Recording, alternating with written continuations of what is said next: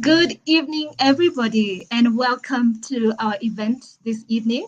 My name is Pilin Kasara, and I'd love to, first of all, highlight that tonight's event is powered by Elevate HR Africa. And at Elevate HR, we believe that people are an organization's most valuable asset, and that's why we develop the right tools to help your organizations better unleash the potential of your people. So thank you so much for streaming in. I see a couple of people joining the live section. Feel very welcome. We are sure that you're going to have an amazing event. We have a great session lined up for you. So please stay tuned. And at this point, I'd love to introduce our host for the evening. And let me tell you guys, if there's anyone who is passionate about people, talk about somebody who thinks, sleeps, dreams people, then that will be our host for the evening. She is happiest when she is delivering happiness and is currently head of employee experience and culture at Encourage. So allow me at this point to introduce to you our host for the evening. Please give it up for Mary Njoroge. Ooh, I need some drum rolls. Mary, Thank you. Thank you very much, Pili. My name is Mary Njoroge, and I am very excited to be doing this. And today, I'm very honored to invite our speaker for the day. And this is the first one I met, I think, a couple of months ago. So she's very resourceful. That's one thing I know for sure. And her name is Jane Mutisia. So Jane is a HR director, a career coach, a certified coach at the Career Management Center. And she's passionate about aligning strategic HR contribution to the business through empowerment of managers with leadership. And another thing I know she's very strong at is people management skills. Yes, and what she will be doing today, she'll be showcasing us how to run payroll cost effectively or even on Excel. So without much more on that, I will let us see her beautiful face, just a short profile about her, and then I'll invite her to the platform.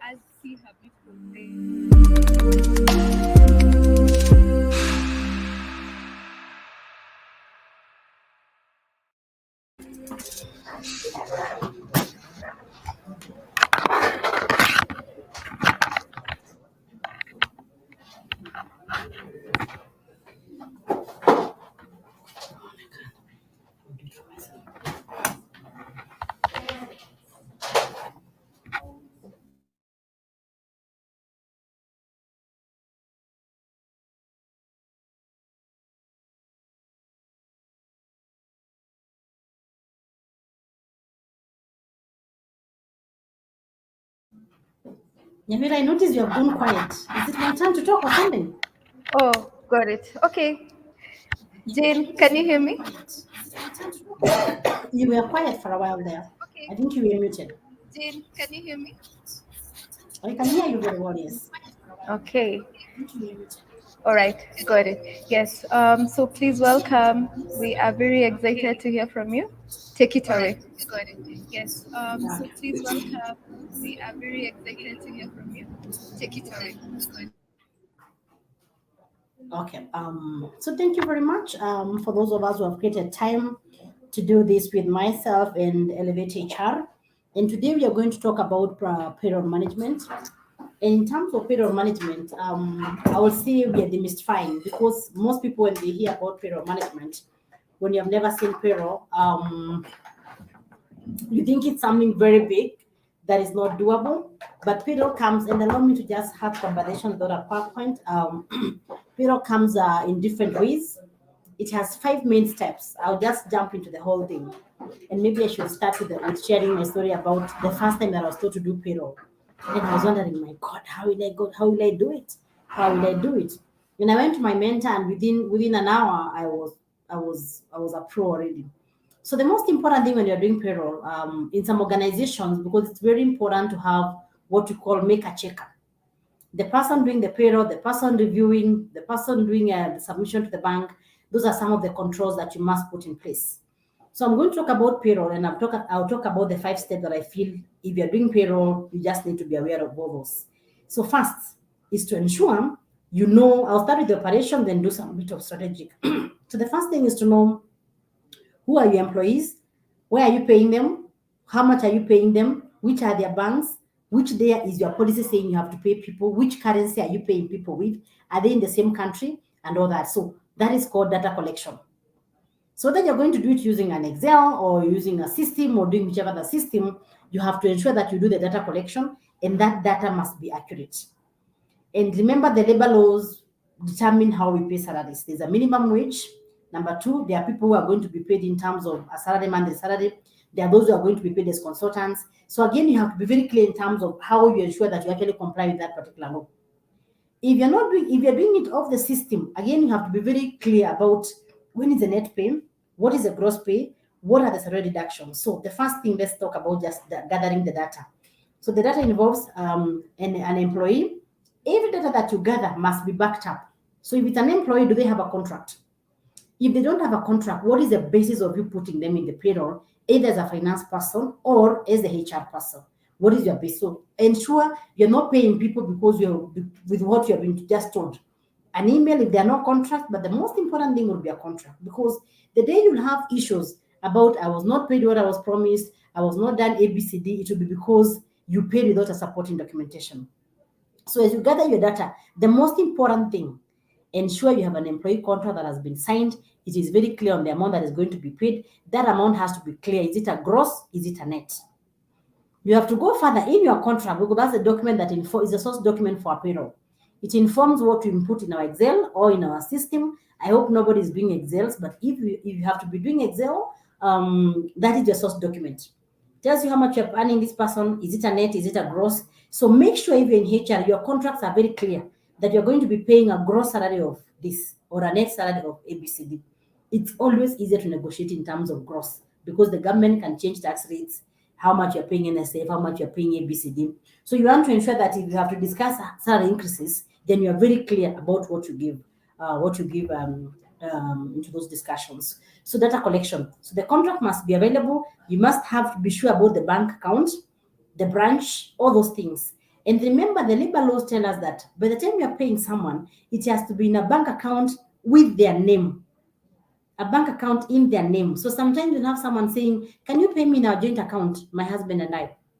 Can you pay in my mother's account, depending on who you employ? I have a client who runs merchandisers, and some of them don't have bank accounts. So someone tells you, can you pay my friend? I'll still access the money. So according to the labor law, that instruction has to be given in writing, but it can get you in trouble.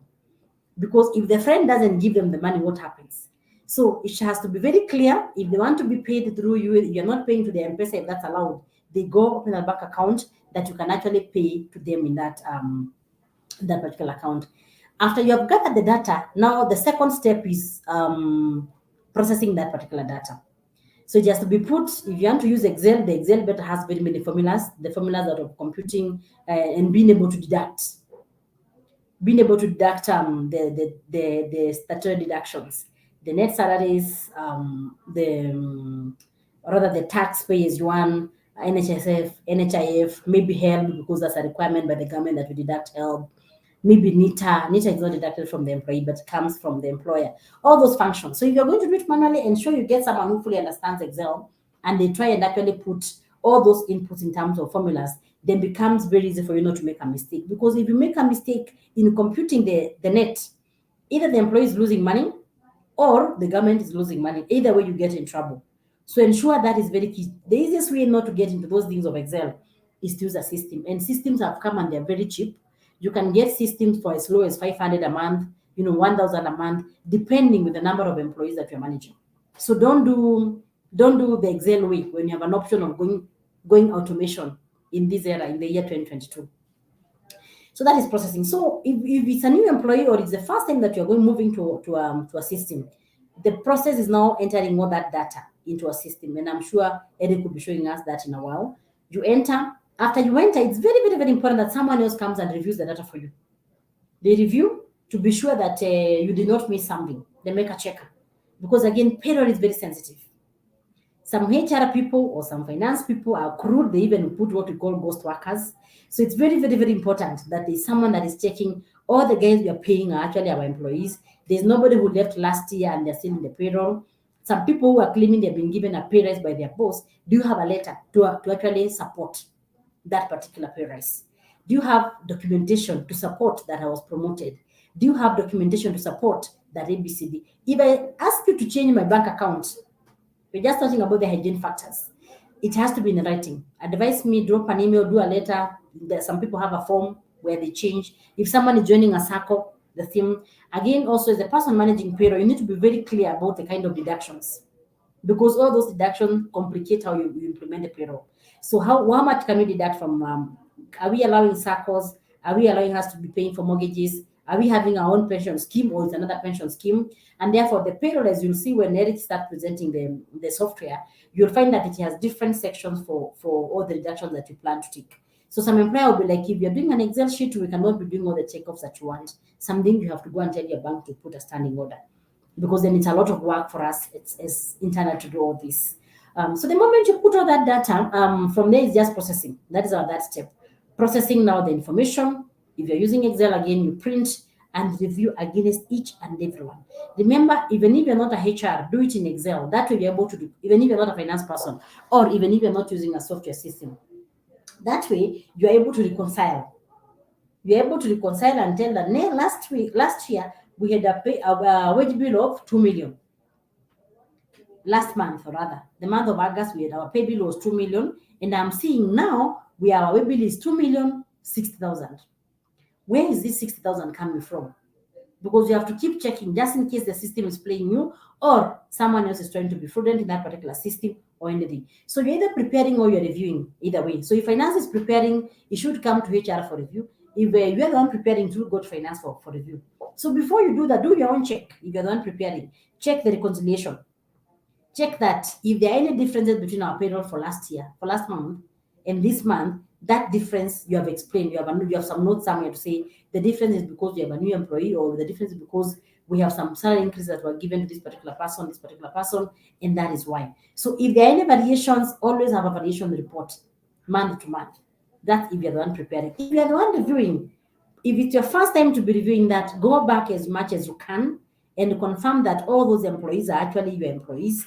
They are valid. No one has left. If you're the one who is informing finance is preparing. Again, it's your work to ensure, because you're the one hiring people in HR, that is, to ensure that if there are any new hires, nobody is missed in payroll because you did not submit the hiring documents. If again you're the one in HR and maybe we have something like someone who was demoted, someone who resigned, someone who was fired, all those changes that affect payroll. Even HR, communicate to the person that is preparing if it is not you in good time. If you never give any increases, factor in that and make sure that people are actually getting their money when they should be able to get. Those are the parameters that gauge how effective or efficient you are when it comes to payroll. So now we have gathered data, we have reviewed. We're in the process of processing. If you're doing it manually, too bad, because like I'm saying, it's such a pain. I've done both, and I'm saying if you go online today, you're gonna meet Elevate. I hope you get to take the system. But even if you don't do that, you can find very many free softwares that even help you compute them in the net salaries, and for as low as 1,000 bob, depending on the number of your employees, you can get a system that can help you automate your payroll management system. So the moment now you have done all the deductions and you're sure that this is the net for payroll, this is the net for ABCD, you have to send pay slips. Remember the labor laws again, if you're in HR, is very clear about the role of pay slips. And every employee must get a pay slip. It is not Actually, the labor law says if you check in the Employment Act, it's very clear that you should be able to get a payslip even before we transmit your side to the bank. Why? So that if anybody has an issue, maybe they are being paid less than they negotiated for or than they expected, they have a chance to raise it with you. Most of the time, there will be no issues, but that's the law. And there are very many people who do payroll and never give employees pay slips. So I'm just saying it's a minimum requirement by the law. If you're using a payroll software, like we'll see it later today, you're able to even email those pay slips. You're able to just click on a button because when you're inputting the data in the system, if you're using a system, you input including the employee's email, either for the office or their own Gmail. And you're able to just be able to click on a button and everybody gets their payslip. And I can see a comment here from Elevate saying, Jane, you can talk more about deductions. So deductions, we have several that are statutory. We have pay as you earn, we have NSSF, we have NHIF. Sometimes people have pension. Maybe the business is saying we give you 5% and you have to contribute 5% as an employee. So that is already put in the payroll. And when you're using a software, it already comes with the formulas. It just computes, and your work is to go somewhere there. I'm sure we'll see with Eric today, and I don't want to take most of his time because now his will be practical. You can actually see from the system. So you go there and you just find reports that you can print the report for tax, the report for NHIF, the report for ABCD, and that's a whole different process. That if you go online to the NHIF website, they'll guide you how to now submit if you're not working for a place that has someone that can support with that. They'll guide you on how to submit NSF. If you go to NSF, they'll show you how to also submit NHIF. Pay through the bank, pay through the pay bill, or whichever the method that you can pay with. I hope that's clear about the deductions. Remember, different payroll attract different tax brackets. And I'll just open yeah, so most systems already have that formulas inserted. So if you're earning maybe between less than the 7,000, this will be the tax bracket. If you're earning more than ABCD, you have a different tax bracket. So people pay different taxes based on what they earn. And therefore, if you're using the manual system, start thinking about going to a software. But before you do that, ensure the deductions are accurate, like I said earlier. When KRA says you're not paying what you should be paying, then it's a whole mess. It's a whole mess of knowing how much to pay and all that. So I was interrupted by that query, but I talked about gathering the data, which is comes from the source documents of the contracts, some people and the contract amendments, a promotion, a termination, a salary increase, all those things that affect our salary increases. Then you have the bank details on how you're going to be paying. Then you most likely have a pay policy. You already have a policy that says we can give people an advance. So is anybody asking for an advance? Is the documentation attached? You already have a policy that says everybody must get a salary by the 25th or by the 30th or by the 5th of the month, whatever your policy says. So when you're doing that payroll policy, ensure you're actually complying with the policy of your organization. So if you're saying we have to pay by the 15th or by the 5th, ensure you up your time backwards because again it has to be approved, it has to be done what. So work backwards and ensure that you are able to liaise with whichever departments to ensure that that seamless flow of information from the department that has to review, the department that has to send to the bank, the whatnot, and all those things, so that it's very clear. Um, so processing, so Okay. at the review, yes, Tamira. Jane, so allow me to just pause you a bit, just Mhm. to just get your mind on the system. So yes, we understand as much as we have we have a few of our HR professionals that are still Mm. manual, operating on a manual way. Mm. So and they would want to move to a system. And of course, we know that we anticipate that in most cases, you will need the leadership support for them to agree to move from manual, to transition from manual to a system. So, what advice would you give them, even as they compile, as they think through changing these? What conversations should they be having with leadership to initiate such conversations? I want to shelve that question just a bit. I talk about the last two steps in period of development, whichever whether you're using the soft code, them, whether you're automated or you're using the Excel sheet. Then I'll come to how now do you sell moving from a manual system to a software. Awesome. Awesome. Yeah, so and we're at the point of review. So you've done your data, it's now payment time. You have processed the particular period, which is that step in that period of processing. You are processed, and now you have a list of Excel that has your 100 employees, your 10 employees, their gross pay, the deduction that each of them has to be deducted, and the net pay. If you get the net pay wrong, if you're on an Excel, too bad for you. If you're doing manually, also remember again that most likely there might be money losses, because if you pay someone more than they should have been paid because of doing it manually, then there'll be a problem. Even using the system, if there are any errors, whether it's because of the account, the bank account, maybe you missed a digit at the point of entry or whatever that it is, then you'll have a problem. You'll have a very big problem, because then maybe people will not get their money on time. Maybe you are paying people less money, or maybe you are paying people more money. And we have had cases whereby employees are receiving more than 1 month. Like someone has resigned, but then they are paid the following month. They are paid the following month, and maybe it is only quote on audit. And therefore, I cannot stop but emphasize even more the importance of ensuring that the people you are paying, your job can be on the line. This is one of the areas that you can actually be accused of fraud as HR. So it must be above board. You must ensure before you sign that paper that prepare the payroll, it has gone now for revision, that you're actually very clear that all the people that are in that list, if last week you had 13 employees, if there's any difference in the number of employees, so you must have your own controls, the number of employees and the amounts that you're paying down here. The amount of money that you're paying down here. If it is final dues, be very clear. Even if it means to remove that person from payroll and process it away out of payroll.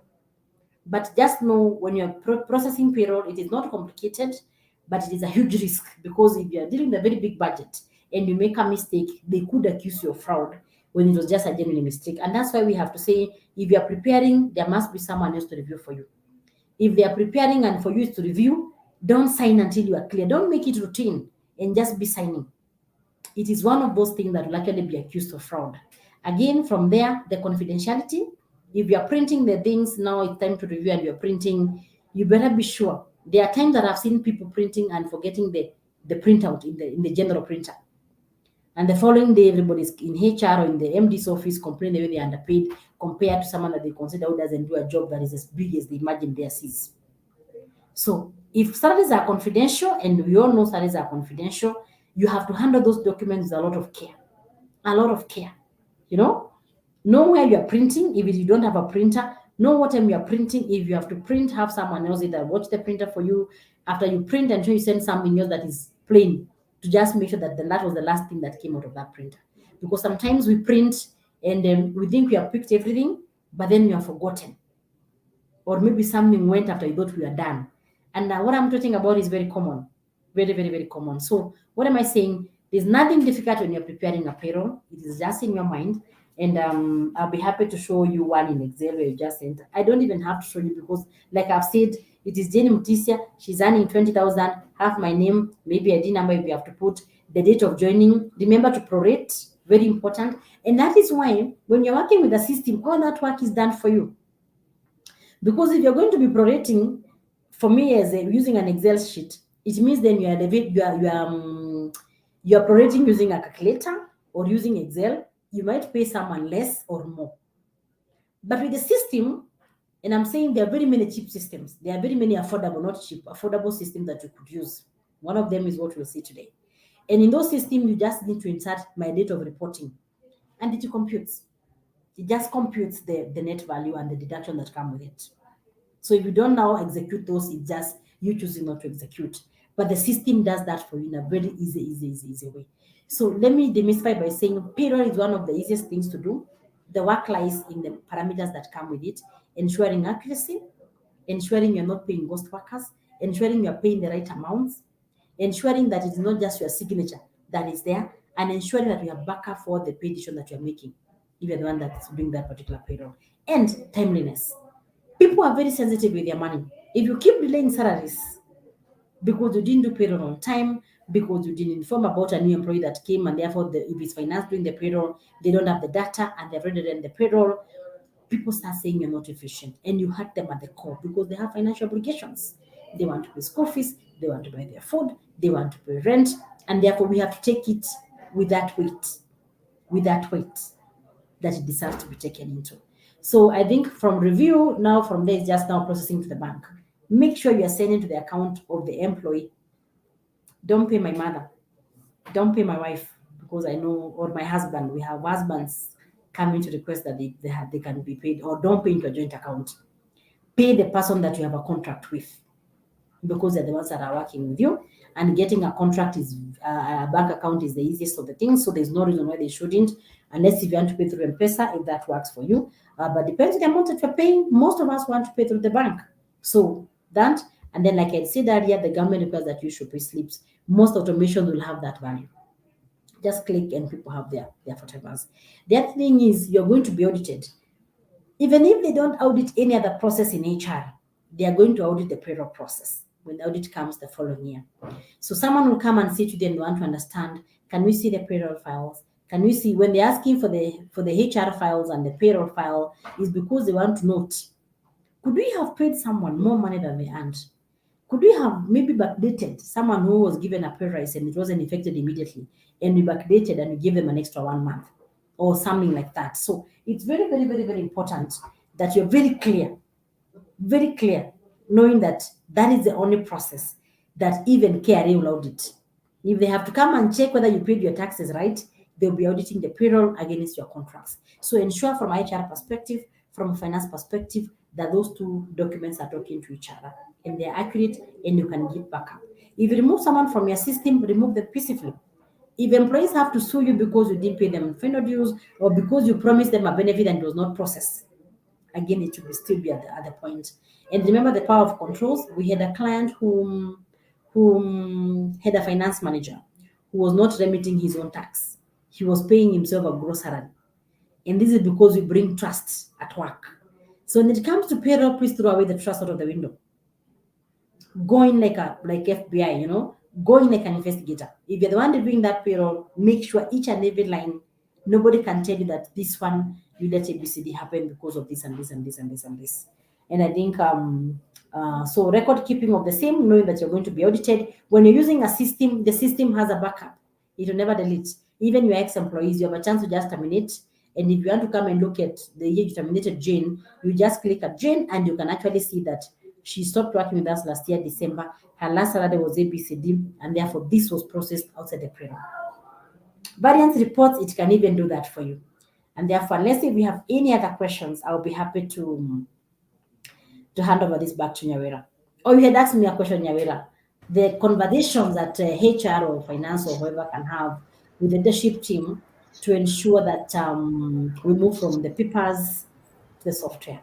I think the first thing will just be to interact with the software like we'll be using today to understand what power can it do for you and what has been stopping them from using a software. Sometimes it's because we think it's expensive and therefore you think it's not affordable. But the moment you realize that almost everything is automated and it even saves you work, saves you fraud, saves you so much. So you have to sell the benefit of us moving, the efficiency, the fact that it's backed up in the database or whatever that they have, they keep them. And then it reduces the errors that you can actually make. For me, that is what I would sell, and I'll never leave the price. I would start by saying, by the way, with this, but with just 10,000 a month, we can get a software that does ABCD, And I'm saying that assuming very many employees. Per month is actually even less in most software that I've seen in the market. And there's so much that you can find that would give you that. Back to you. Thank you, amazing. And just to touch on the deductibles, maybe you could also just again touch on help. I think that's one thing that has been pointed out in terms of it was not very clear to some people if it's still deductible and when this happened. Maybe you could shed light on these as well. Did you say health? Help as a deduction. Help. Oh, wow. Help is a minimum. I know there was that issue, but they have not changed the act yet. So the Help Employers Act still remains. If you look at the Help Act, you'll still find a clause whereby it's criminal for any employer not to submit. So if you employ new employees, in your question that you ask them, you have to ask them when if they are graduates and if they benefited from help, and then go online and check. If you just put their ID in the help portal, the names will appear if they have any balance or they will tell you these are not our clients. Yeah. Okay. And then on the same issue of help, we've had instances whereby employees, so they're supposed to, they're meant to get a payment schedule. And Mhm. an employee will come and tell you, okay, help give me this schedule, but I'm not able to remit this amount as they've indicated. How can we best support staff when handling such matters? My experience with help is it has been very they're very friendly. You just need to send back the employee to help. They go structure something that can work for them. And when you start remitting for some reason, they're also very friendly for sure. As long as you're not paying too little until they think you're not willing to. But even for those who are not employed and you want to pay your loan, I think help allows for even the minimum, the very minimum. I think even a K in terms of paying back the loan. And the Okay. more you stay without paying, the more interest you are paying. So you better just start paying. Okay, okay. Yeah. My next engagement would be on just touching in terms of documenting. You've mentioned about documentation, whereby we are supposed to keep records. So, is it a mandatory to keep both soft copy, and is hard copy also a requirement for data storage of this information? That one is the you have to keep records. How you keep them, that's up to you, but you have to keep records. Even Okay. if you keep the soft copy, you must sometimes you want to have a backup because what if something happens to this soft system that you're using? They can even close shop or something can happen and we lose all the data if it was just in soft copies. So for me, anything that I consider very sensitive, I have both. I have both hard copies, unless if you're backing up elsewhere. But if it's not you who is backing up elsewhere, then just know one time in your life, people will come and will want to audit that report. And if you can't prove what you're saying, then how do you get out of that mess? Uh-huh. Yes, Yeah. we also have another question whereby, under what circumstances is it advisable to remove or hold staff from the payroll? To remove or hold staff from the, I see From the that from you. payroll, yeah, yeah. For me, I would remove employees from payroll only if they are leaving the organization. I would not have any other reason to remove them from payroll. Otherwise, is it that you're hiding something maybe from I don't know which other body? Because for me, I would want to just unless if they are maybe casuals or they are consultants and therefore they don't need to be in the payroll. I would want, or maybe you're using a different, but there could be a reason internal that is forever. But ideally, if you have everyone in payroll who is paying those deductions, it makes work less for you. Uh-huh. Yeah. Maybe just a follow-up question on the same. I'm curious to find out what about the staff that are on suspension without pay? How do you handle them in terms of payroll? That's a bigger question because suspension without pay, is not legal in Kenya. They say we are not in high school. So if you're suspending me to investigate, not as a punishment. And therefore, if you find that, so suspension without pay for me, I wouldn't put it there. I would rather send the person in their own to leave for leave, and then we have a timeline. It is 2 weeks. We're investigating this. We are concluding, and we are finishing. If you're removing them from payroll for that particular reason, and that's allowed in your organization, and you're in your organization, then you just go and put termination in the if you're using a payroll system, just put termination because remember you can never suspend people indefinitely. There must be a reason for you to stop that particular person from payroll. Okay, Yeah. great. Yeah, so for other questions, thank you guys for bringing them in. We will be having a Q&A session, so stay tuned for that. Jane, so there's one more question for you, whereby how would you handle deductions of NSSF for staff who already have taken their pension and probably you've employed them after that process? Meaning they're already beyond the retirement age. Are you engaging them as employees or as consultants? Those will be the questions that I'll be asking.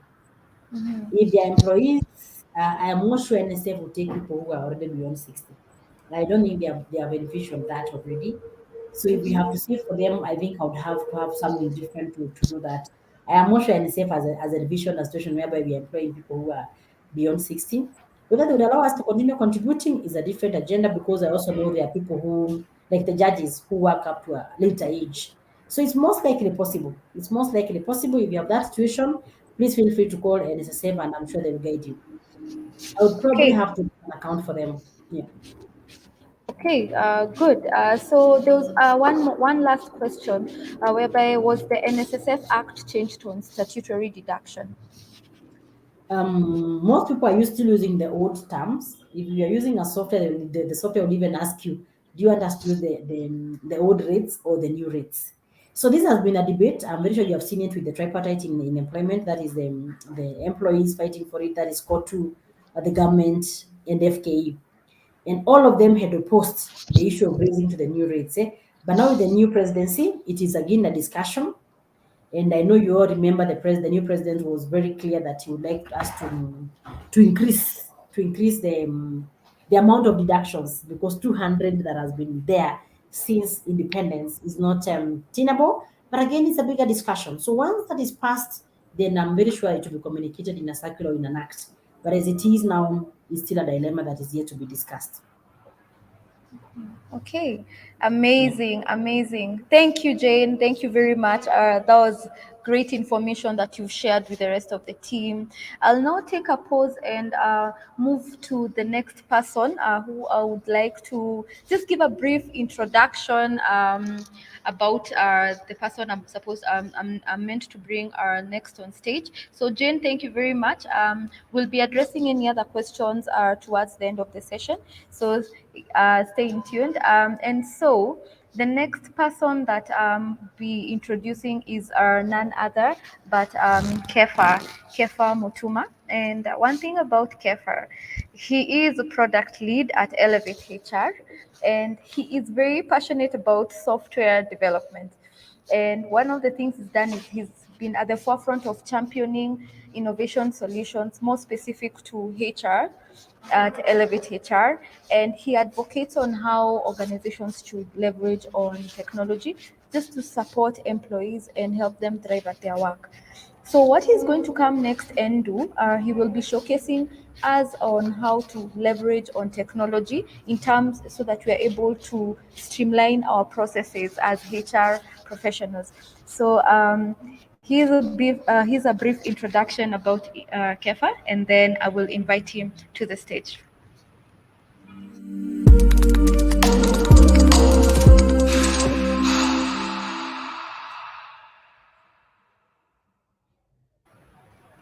Welcome, Kefa. Hi, good evening. Good evening. Excited? Yes, yes, very much. Enjoying the Cool. discussion. Exactly. Okay, take it away, Kefa. Right. Thank you, everyone. Thanks for the great insights that we've been taken through about the things to look out for during payroll.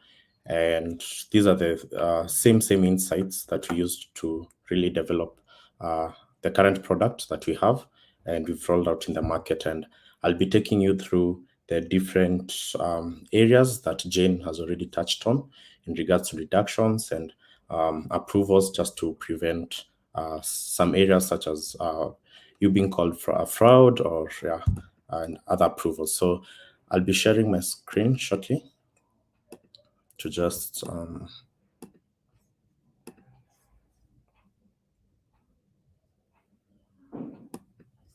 right. Nyawera, please you can confirm everything is being seen on your side. Yes, yes, I can confirm that. All right.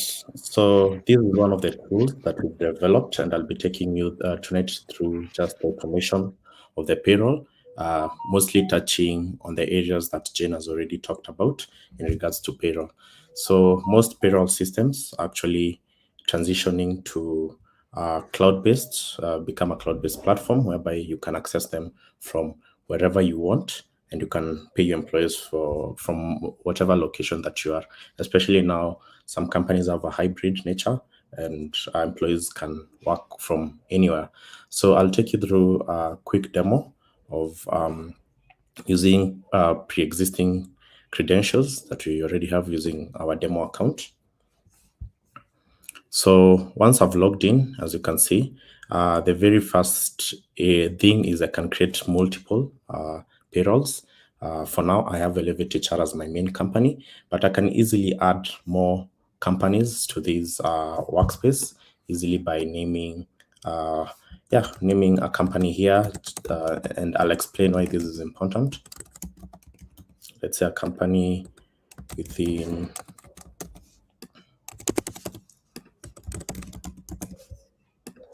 So as you can see, once I create a company, I can easily segment the two companies, and this is especially for HR people who are managing different companies. You can use them in one account, or if you're segmenting your payroll within, let's say, casuals and regulars, and you'll want another person to probably manage Elevate HR casuals. I'll slowly navigate to one of the accounts. As you can see, I'm on Elevate HR Workspace, and here you can access the different applications. And every time you subscribe to a more greater application or more applications are launched, you'll be able to find them here. So as a first rule of thumb, before you even start putting your employees here and start running their payroll, you have to set up your organization, depending on how your organization is hierarchies are set up. So this is in regards to HRM settings, payroll settings, deductions that you want to apply within your organizations, and other organizational details such as bank settings. So as a first, you'll be able to custom make your own account by adding your own logo. There's some details that are very crucial at the very start. For example, what's your preferred company email? When you're sending pay slips, probably you'd want them to reflect as HR, for example, at elevatehr.co, and people will know that this HR has sent me a payslip. The others, such as the company PIN, company NHIF number, company NSSF number, and these will be crucial towards the end, whereby when generating your NHIF reports, P10 reports, you'll be able to showcase these will just be generated towards the end of that, and I'll be able to show you exactly how that happens. So I'll proceed to the HRM settings, and within HRM settings, these are the job titles. For example, you'll be able to put all the job titles that belong to your company, edit and delete accordingly. You'll be able to add all your departments that fall within your different companies, and it's as easy as you can add a department and it will come be shown here. You can add sub-departments that are just below or projects that are just below the main departments, whereby you can link it probably marketing or let's say sales, this accounting that falls under that. The next is regions. The companies that probably employees are scattered across multiple regions. So you'll be able to add the different regions, Nairobi, probably you have the coastal region, or you can segment them even according to counties. And within these, you can decide to even sub-nest different regions. Probably you have other regions within Nairobi. You can actually come and add them here. And within Westlands, you can go even to detailed locations of where some of your branches sit. These are we saw these for companies, churches especially, or companies that sell through Dukas. This is one of the areas. Then you have the system permissions. This is in regards to admin. For as a default, you have the admin and staff, but you can custom make your own access levels. Probably you just want to have a payroll manager, and you can give them the 3 different access levels. Probably you want them to become a manager, where they're able to just add or edit some information, but they cannot delete employees' information at all. So this is just to make sure there's security to whoever is managing your payroll.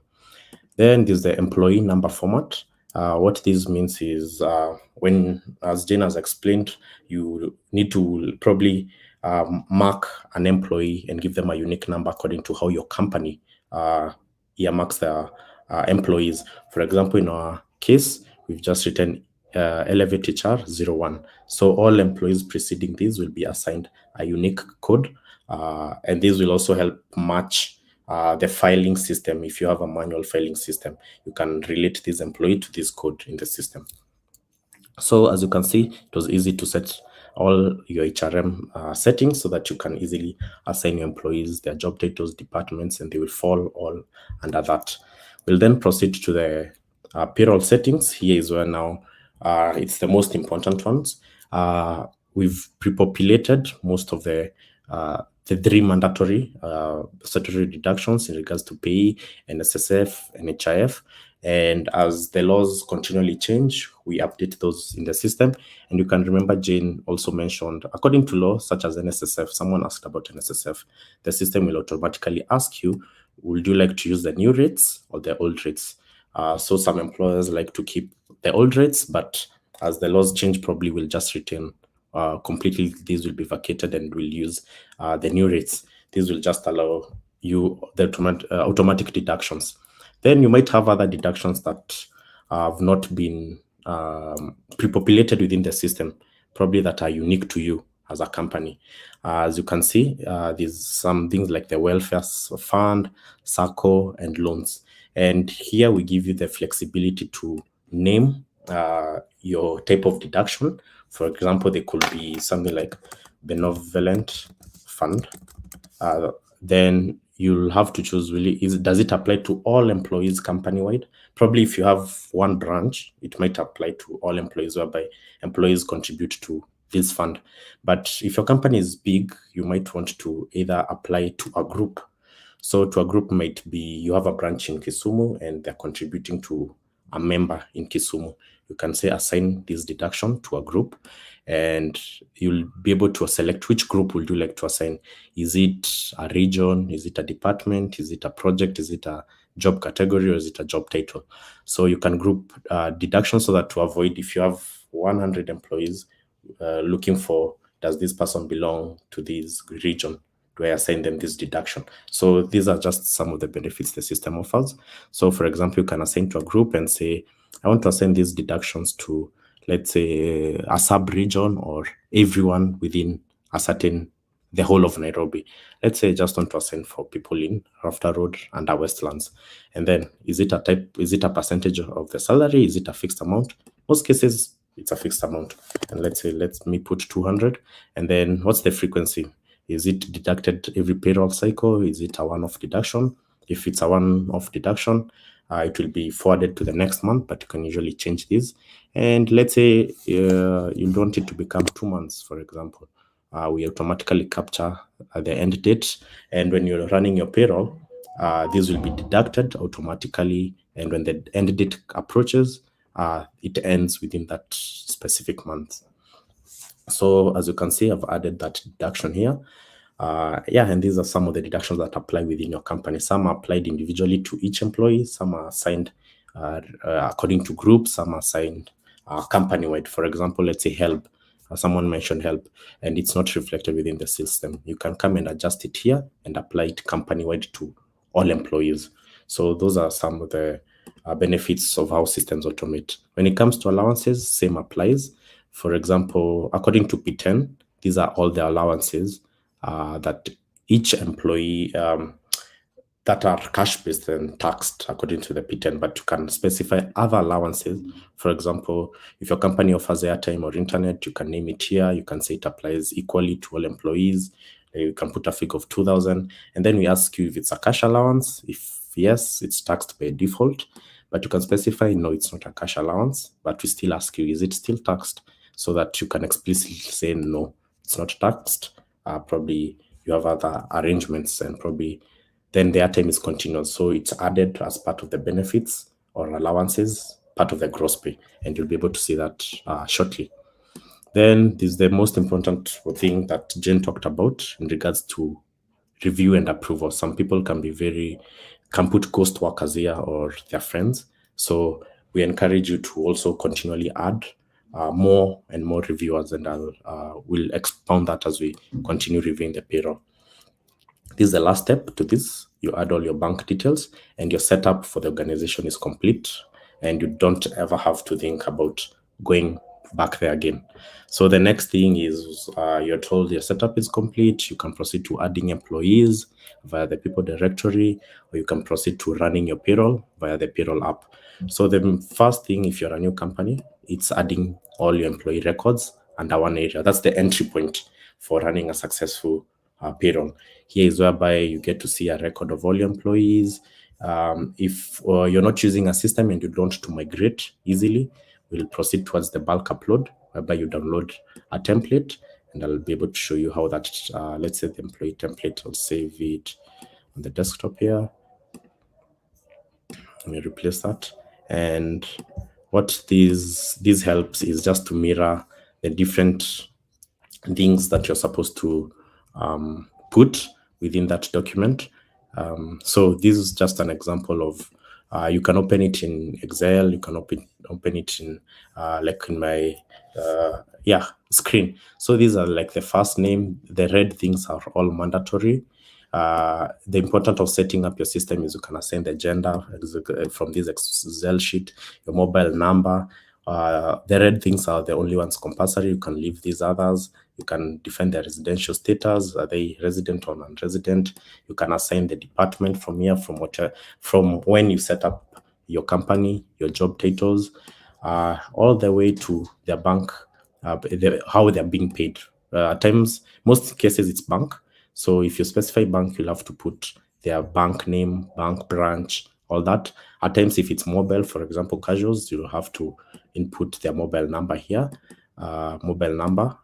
then the contract types, contract start date, so that you're able to be notified when a contract is about to expire. Then you'll be able, for the employment type here is whereby you specify in regards to, are they a primary employee? Are they a secondary employee? Are they a consultant? For primary, that means all statutory deductions apply: pay, NSSF, NHIF. But for secondary, for secondary is whereby a 30% total deductions applies. That means probably you might be working for two companies, but in rare cases, this is mostly applied to directors who sit on company's board, but they're not a primary employee. So usually they're a secondary employee.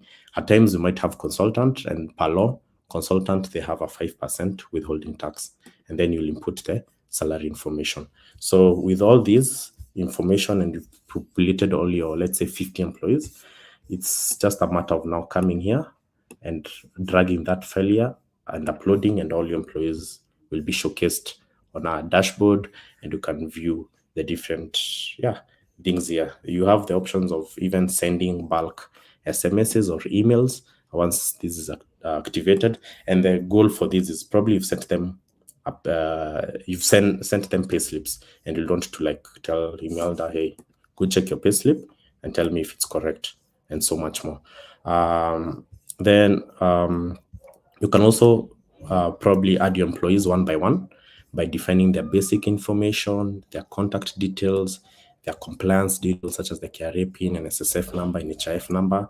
And then you can continue adding the second step and the third step, their contract details and their salary details. And those employees will now come every time you add an employee one by one, they will come here as an active employee.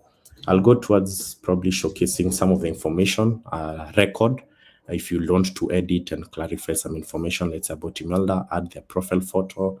Probably you'll want to add things such as next of kin details. It's as easy as editing and updating that information here, the relationship, and giving more context to this employee, uploading their documents. At times you might need a copy of the ID, a copy of their KRA PIN, just to store it for record and compliance purposes. Their job details, as you can see for Imelda, as she's assigned a system-generated employee number, which is the number 8. And then you can assign other things such as the contract type, employment type, are they primary, the hire date, the department she falls under, who is she reporting to, the different regions, and the job titles.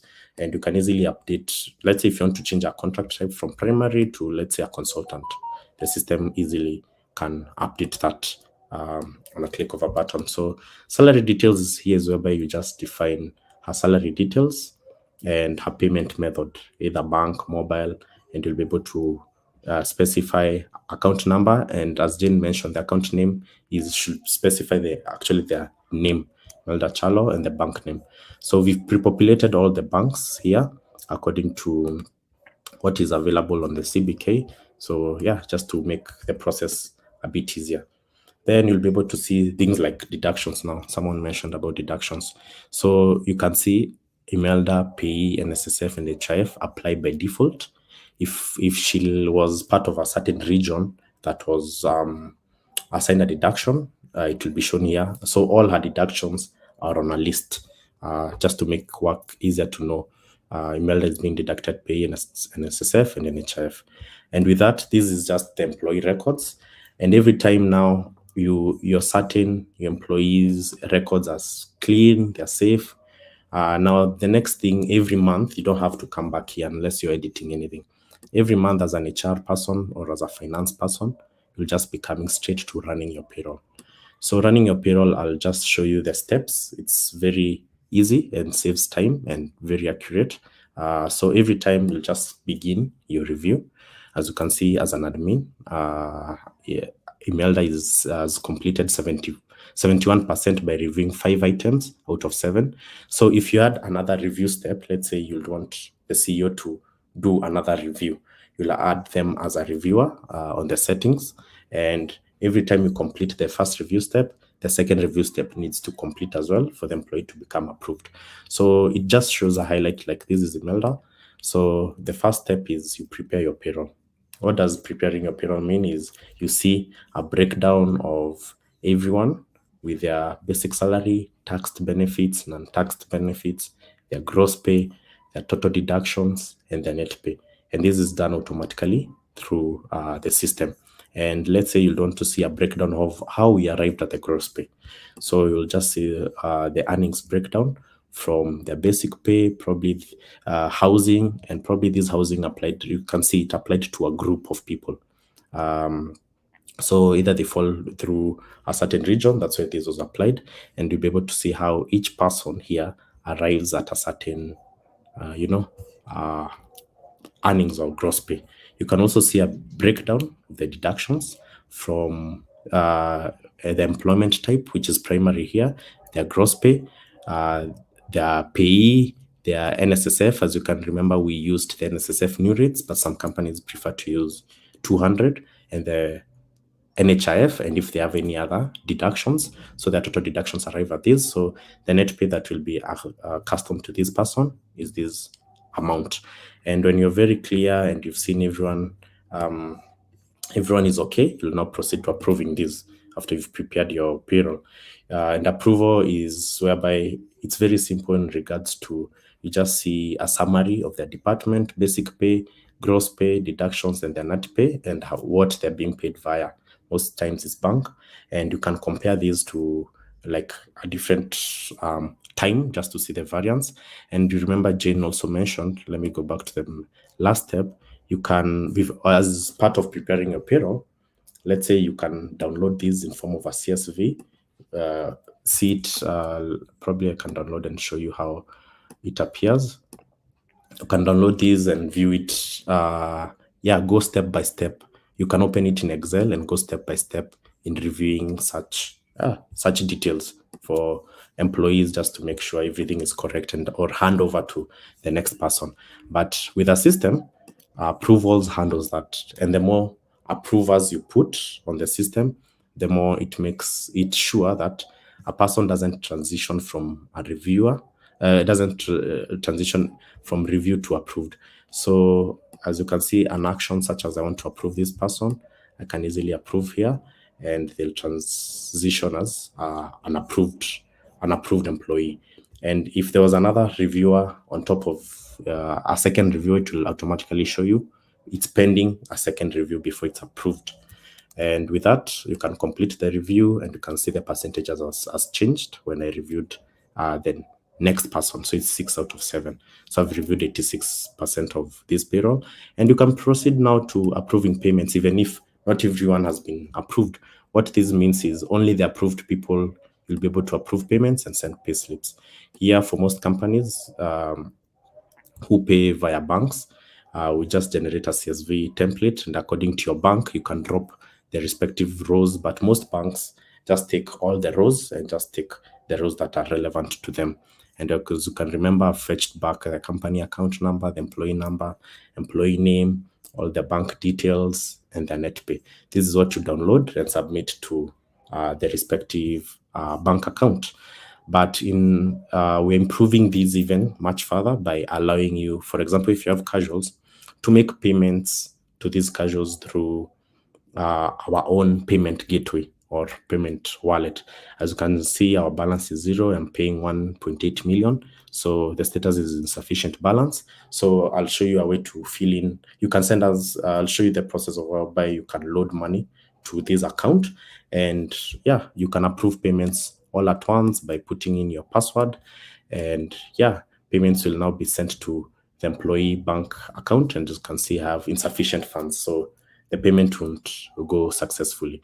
This is just an improvement of you avoiding to pay via CSV all the time, but different people prefer different ways. So yeah, we offer the two options. So the last point is payslips. You can actually skip paying people until you send the payslips, and the payslips you offer different ways. For example, you can send payslips to all 6 employees all at once, but you don't to see a list of the employees who've been approved first, if their email addresses are correct first. You can even view a payslip to see if all the information is accurate before you send it.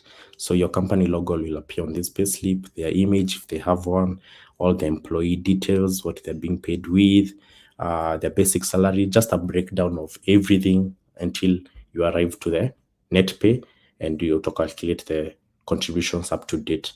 So the employees will be receiving this. So if this is correct and you feel, yeah, the email address is correct as well, you can send each employee one by one, payslip sent successfully, or can decide to do a mass payslip to all your employees all at once.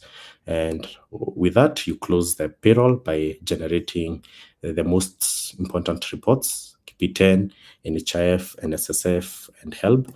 And you can view these remittances according to their, the different how NHIF requires them, and you can download actually according to the actual required template and go submit it to your your account in NHIF according to the format that they require it. And as you can see, it didn't take us from reviewing all the way to getting your your reports. Didn't take us a long time.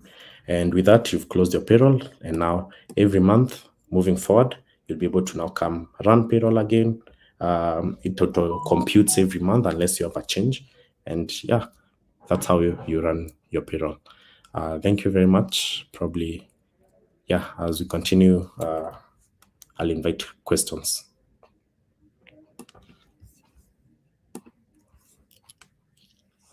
Over to you, Nyawira. So Kefa, a couple of questions your way. So there's one person that asked if all the employee codes automatically generated. Yes. They're automatically generated. Once you're setting up your company, you give the format that you prefer to generate those codes in, and every time you add your employees, they'll follow that format. And that will reflect the filing system that you use offline within your company. Okay, I hope that has been answered. And so we had someone ask about bulk uploads. Maybe I don't know what the question was exactly, but possibly just touch more or a bit on bulk uploads. So for the bulk upload is whereby you have 50 employees already. You're running your payroll using an Excel sheet that you want to migrate easily to a system, as opposed to always adding one by one, 50 employees.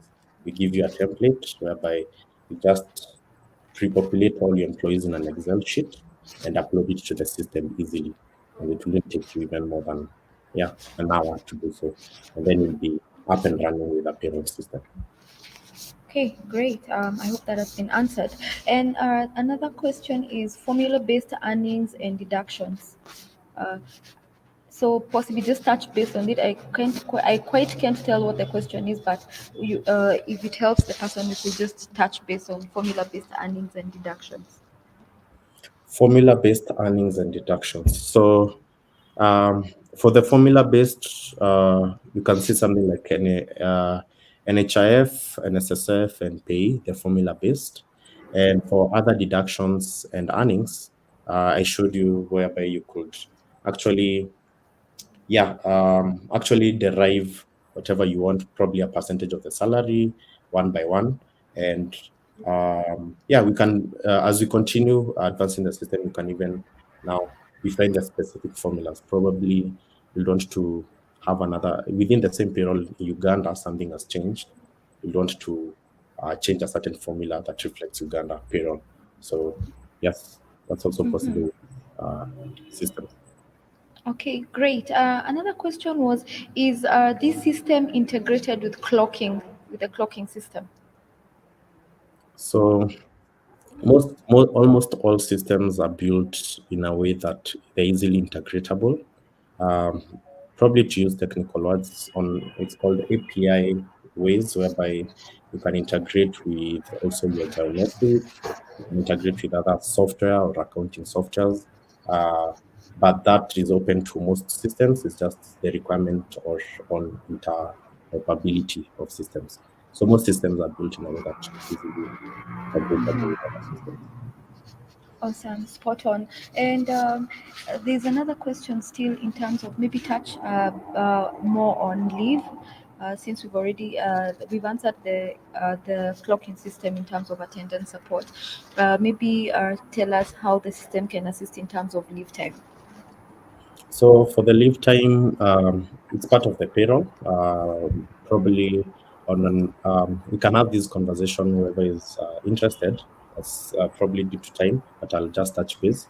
Whereby, as a company, you can specify the policies, and we've pre-populated the mandatory policies, as we did with the pay, NHIF and NSSF. We pre-populated all the required mandatory policies, but you can also have your own policies defined within your own company, and you can define the genders and all that, and it will also reflect, yeah, as part of the payroll. If there's any leave encashment or balances, you can decide for this person, connect it to the payroll of the next month or this month.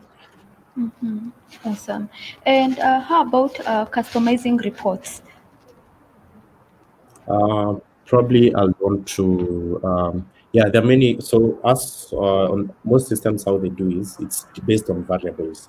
You can pull reports based on variables. For the statutory ones, those are mostly standard as by law.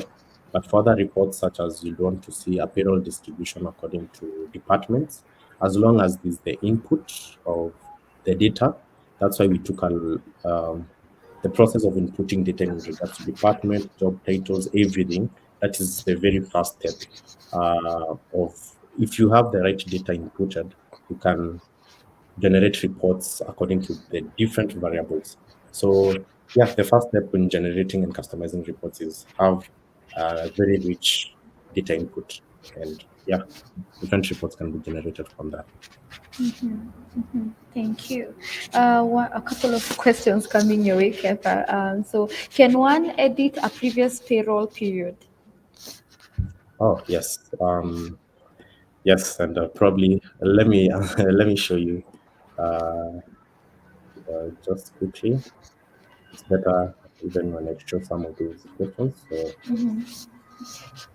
So when you come to remember before you review a payroll, you can switch to past payroll cycles. On the system, we offer the current month and the past 3 months. You can switch probably, let's say if I switch to the last month, you can see we are on October. The selected period is between September. You can even switch, let's say, to the past 2 months. This is when it is August. And once you begin your now review, this marker here will just reflect you're doing it for the August period.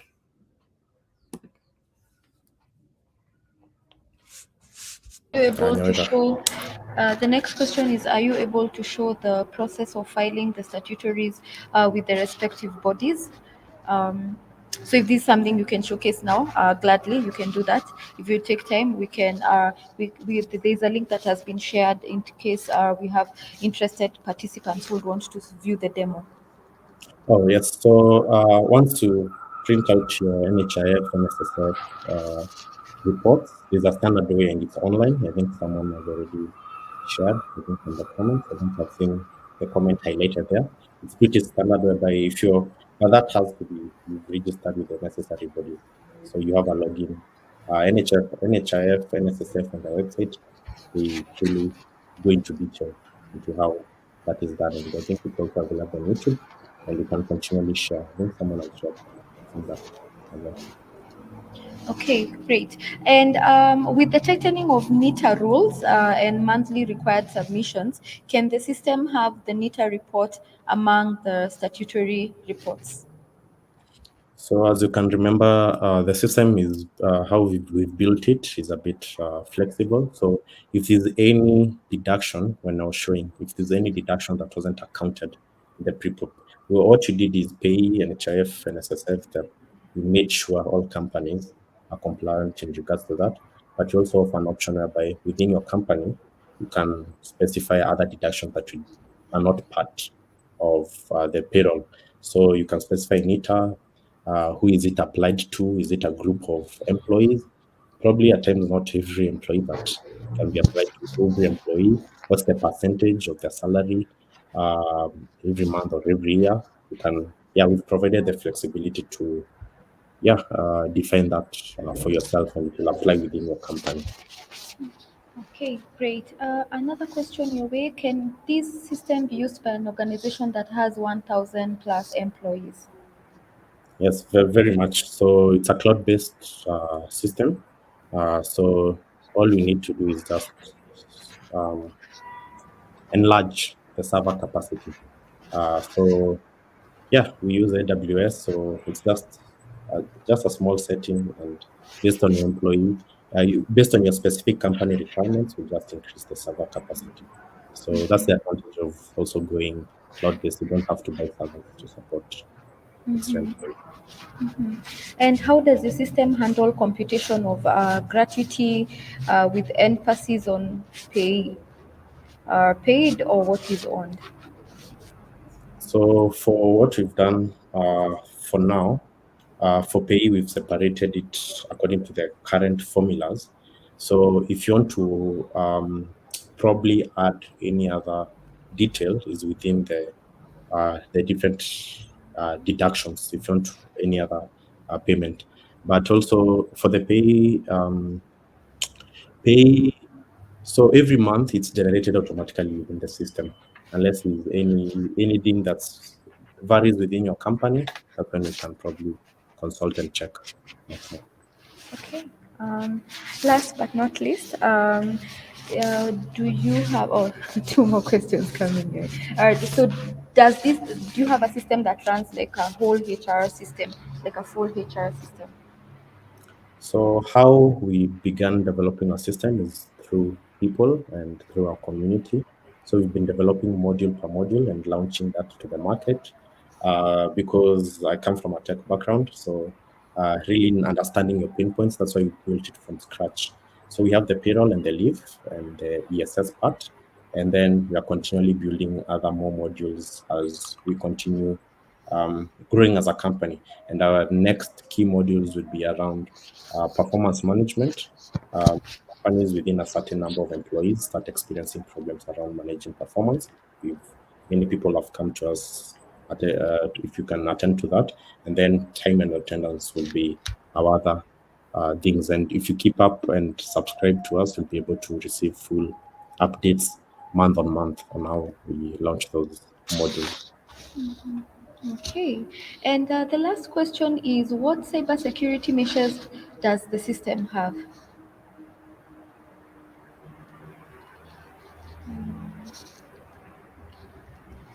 I think I must have left.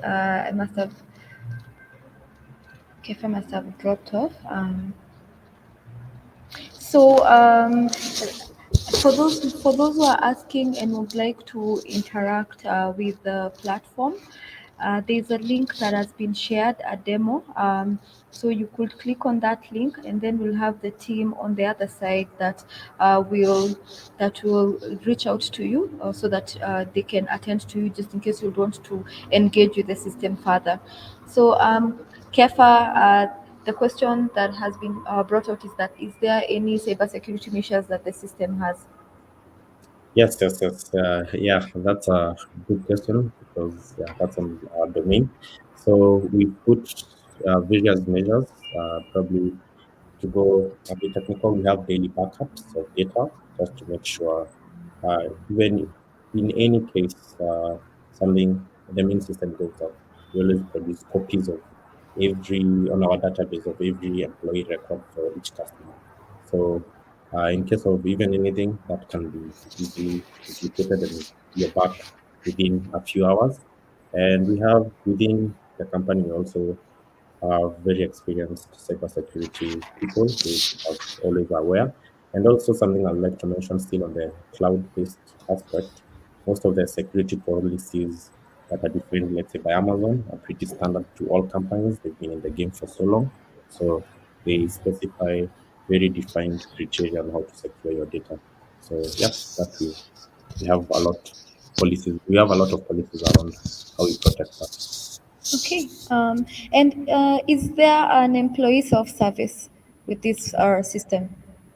For sure within yeah you okay yeah we do have that, and probably due to time I wasn't able to showcase that, but whenever you add or bulk upload employees, you can send an invite directly to the employees, and they'll receive a one-time password whereby they can view information about themselves and to edit accordingly. And as we continue adding more modules, they will also be uh, given the chance to self-service some of the functionalities. Great. Thank you very much, Kefa. A very big shout out to you for taking the time to just showcase the system. And thank you to the rest of the team for asking very good questions, great questions, in fact. So, yeah, so moving on to the next, I will take this chance to invite over Pili. So Pili will have she will just close for us as we come to almost the end of today's session.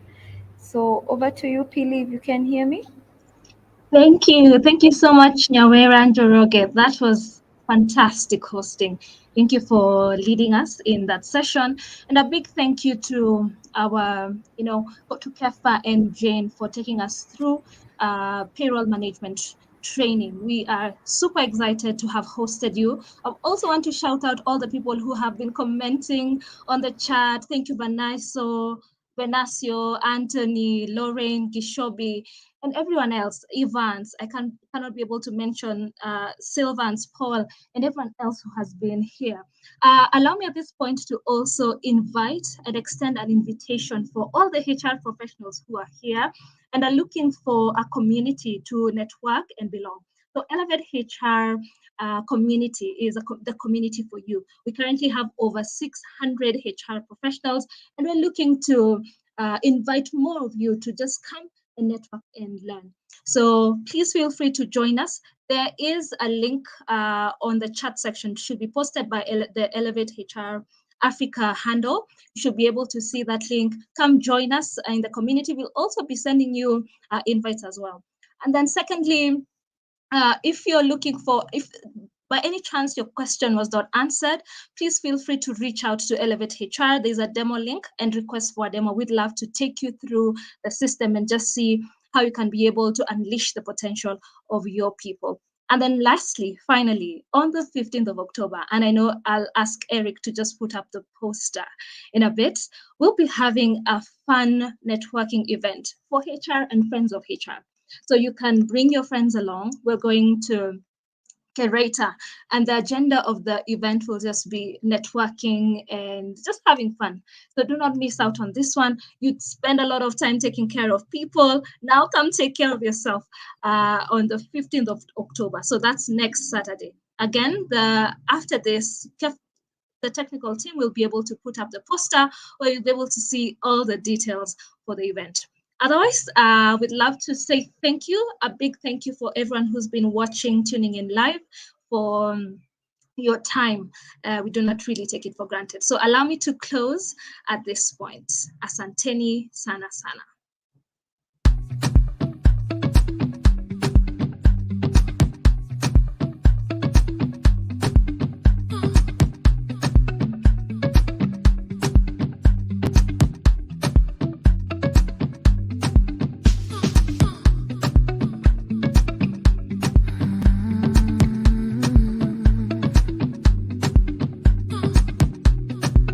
I'll say